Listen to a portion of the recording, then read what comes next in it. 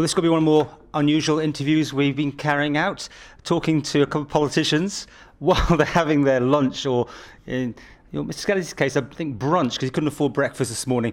If you've been following our saga here about how to live on £1 a day, well, here's all the details. And we've got our three who are volunteering, although you had lots more people, didn't you? Yeah. I'm sorry. As far as I'm aware, on the Isle of Man network on the Live Below the Line website, we now have over 30 people who signed up across the island to take part. And I'm sure there's many more who haven't been able to register. So that's really exciting. And even more exciting is that collectively we've raised nearly £1,000. And our two MHKs here are responsible for over £300 of that. So it's been a really, really good week. Well, take us through what you're having for lunch first of all then. Okay, my ration for lunch is 4 pieces of brown bread, a banana and a teaspoon of honey, because I calculated my honey is 2 pence per teaspoon, so I'm allowed one of those at lunchtime, which is great. Yeah, makes it that bit sweeter. Okay, moving on, Mr. Skelly. This brunch thing. We obviously got some milk because you're rationing out, and some shreddies, I believe. It is shreddies, which I confessed earlier, I don't actually like, but I ended up buying them because they were on special, and it was an extra 33%. But I guess that's what you would do if you had a very limited budget. You would buy the bulkiest item, I suppose, and to fill the week in.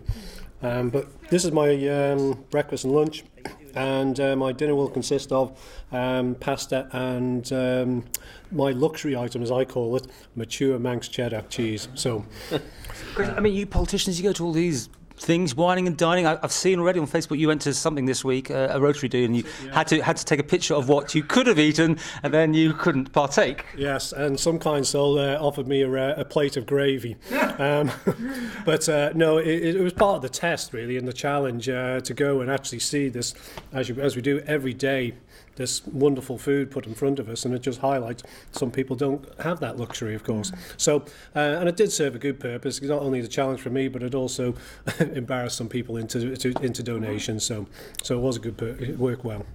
Now, Mr. Gorn, we might be taken in by the container. It might look like you've just gone and bought yourself some soup, but this is not the case. No, absolutely not. I've got 3 pots that I'm recycling, but I'm filling them up with my own brew of, it was Manx broth at the start of the week. I did 3 days worth, which is basically 6 pots about that big of Manx broth. And I've got another 2 days worth, 4 pots done, which you're going to do for the last couple of days. And I have to say, it's very wholesome and probably quite healthy, but starting to get a bit bland, because once you've had one bowl of soup, you start to get a bit fed up with it, really. I'm going to point out you're a bit of a trooper today, because he's having it cold because there's no microwave in this room to warm it up, so that's very good of you. Yeah, well, it means that I can maybe eat it a bit slower than I just know. Longer. Well, finally, I know you've got a few things coming up to finish this week off, so what's going on?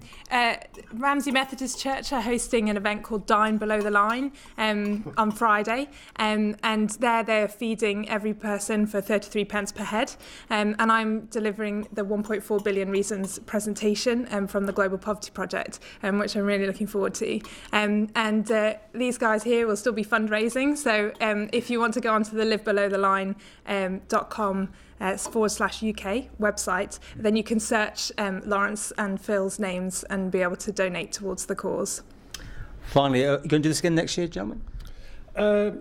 Yes, no problem. I would do it again. So I haven't done it once. Yeah, I would certainly do it. Actually, I reckon that if you could go for maybe 10 days, you could actually get more variety. Cause the problem is you're fairly limited on ingredients, so you're stuck with recipes for 5 days. If you had 10 days, you could buy more ingredients and maybe have a slightly more varied 10 MHKs maybe. No one's stopping you, Mr. Gorn. You can carry on if you want. Well, yeah, it wouldn't do me any harm, I think. So, yeah.